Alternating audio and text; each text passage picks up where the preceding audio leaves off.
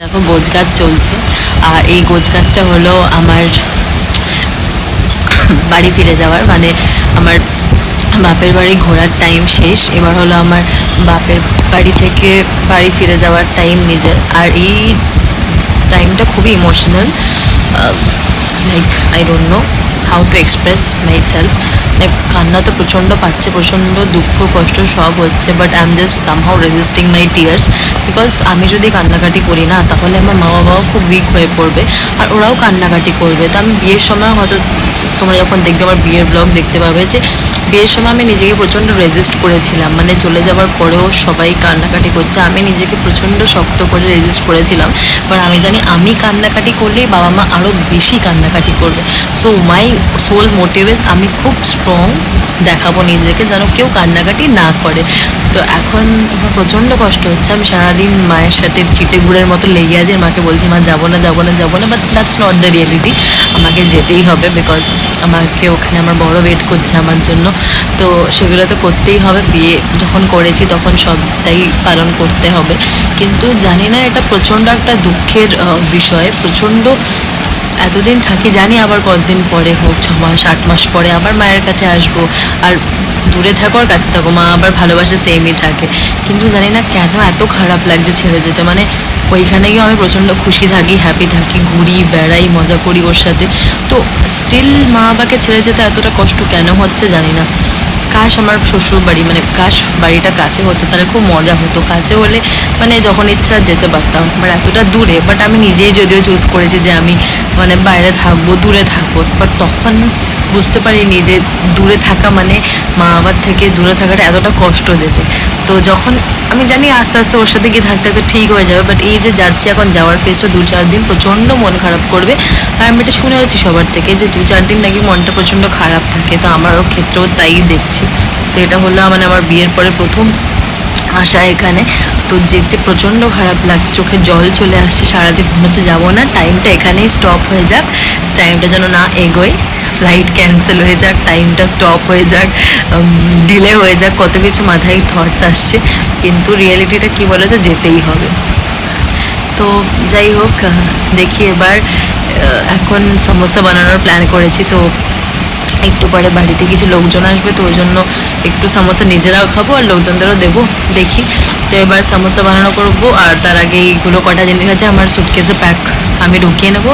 আর তারপরে মা আমার ফাইনাল সুটকেস প্যাক করবে। এগুলো আমি কিছু জিনিসপত্র নিজের ব্যাকপ্যাক আর সুটকেসে ঢোকাবো, আর মা ফাইনাল প্যাকিংটা করবে। মা বললো সব কিছু সেগ্রিগেট করে ঠিকঠাক করে নিতে, তারপর মা প্যাকিংটা করে দেবে। তো চলো যাই, এখন সমোসা বানাবো, তারপরে একটুখানি রাতের দিকে লোকজন গেলে তারপর এটা প্যাক করে নেবো, মায়ে প্যাক করে দেবে আর কি। তো তারপরে সকালবেলা দেখা হবে যে সকালবেলা কিভাবে যাচ্ছি, কি করে যাচ্ছি। খুবই ইমোশনাল হতে চলেছে, বাট ইটস ওকে, আসতে যেতে তো থাকবোই, এটাই আর কি। ঠিক আছে, এই রুমটা হয়তো তোমরা দেখোনি, এটা আমার ঘরেরই একটা রুম, বাট এটা হলো একদম নিচে যাওয়ার আগে লাস্ট রুমটা। তো তাই জন্য আমরা আমার রুম থেকে 3 তলা থেকে মানে 2.5 তলা থেকে প্রায় এখানে চলে এলাম, যেন আমার সুটকেসে নামতে অসুবিধা না হয়। তাই মা বলে এই রুমটাতেই গোছাই, তাহলে কি অসুবিধা হবে, খুব ভারী হবে আমার সুটকেসটা, তো ওটা নিয়ে নামতে সুবিধা হবে, তাই এই রুমটাতেই গুছিয়ে সব রেখে দেবো। আর লাস্ট মিনিটে যেগুলো লাগবে সেগুলো তো আমার হ্যান্ডব্যাগে বা পিঠের ব্যাগেই নেবো। তো যেটা যে মেন সুটকেস সেটা জন্য তখন আমি এখানে গুছিয়ে নিচ্ছি সব কিছু, মাই গুছিয়ে দেবে না, আমি গুছাচ্ছি না, আমি তো জাস্ট ক্যামেরা করছি আর মাকে একটু হেল্প করবো, বাদ বাকি মাই দেখে নিচ্ছে। বেশি কিছু জামা কাপড় নেবো না, তো যেটুকু দরকার, ওখানে আমার প্রচুর জামা কাপড় রাখা আছে, তো যেটুকু দরকার নিডেড গরমে পরার মতো সেগুলোই নিচ্ছি। ঠিক আছে, আবার হয়ে গেলে তোমাদেরকে দেখাবো সুটকেস গোছানোর পর। তুমি যা গোছাচ্ছ মা, অলরেডি মনে হচ্ছে অনেক ওয়েট হয়ে গেছে, বেশি নেবো না, লাস্টে ওজন করে নিতে হবে যে কতটা হয়ে গেল, কারণ বেশি হয়ে গেলে চাপ হবে, অনেক কিছু তখন বাদ দিতে হবে, আগে থেকেই ইয়ে করাই ভালো। হ্যাঁ সেটাই, অলরেডি একদিক গোছানো হইতেই আমার মনে হচ্ছে কি ওয়েট হয়ে গেছে, আরেক দিক হলে কি হবে, খাবার যাই না, তা ওই জন্যই খাবার নিচ্ছি না।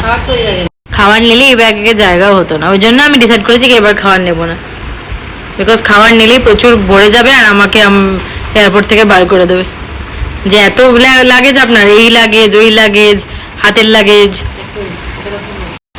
মা তুমি চলো আমার সাথে প্লিজ। সংসার আছে, বাবা আছে, আমার বাবা আছে।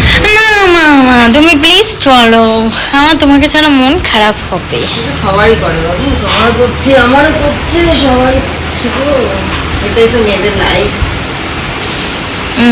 আমি যে তখন বলেছিলাম ঘুরে বিয়ে করো না, বিয়ে করো, বাট আমার তো দুর্গাপুর ভাল লাগে না, আর তোমাকে ছেড়ে যেতে হবে না। বাট আমি তো বলছি মা তুমি আমার সাথে চলো, তুমি আমার সাথে চলো, তুমি কেন আমাকে ছাড়তে যাচ্ছ না? যে ছেড়ে 1 মাস থেকে আবার চলে আসবো। হ্যাঁ এটাও দিয়ে দাও, তাহলে ওখানে গিয়ে অনেক কিছু রাখতে পারবো।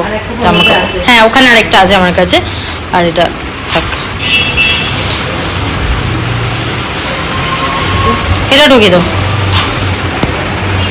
এইটা আমি বডি লোশনটা এনেছিলাম, দেখো খেয়ালই নেই, বডি লোশনটা যে এনেছি খেয়ালই নেই, তোমারটাই মাখছিলাম নিভিয়াটা।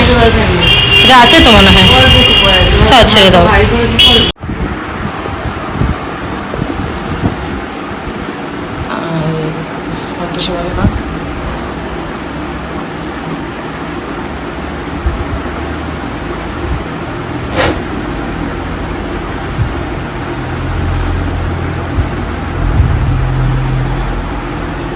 দেখছি না।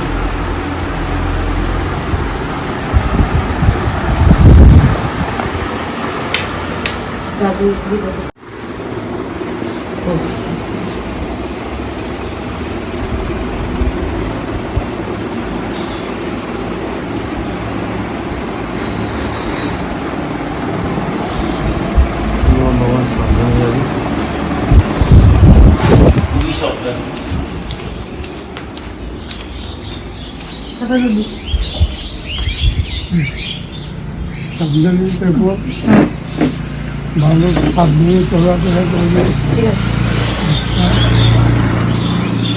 দাও তোমার ঘড়ি।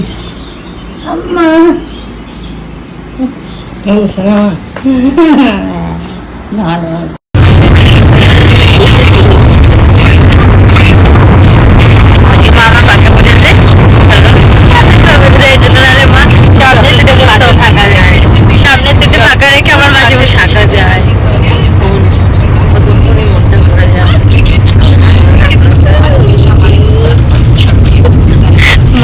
জোরে চালাচ্ছে।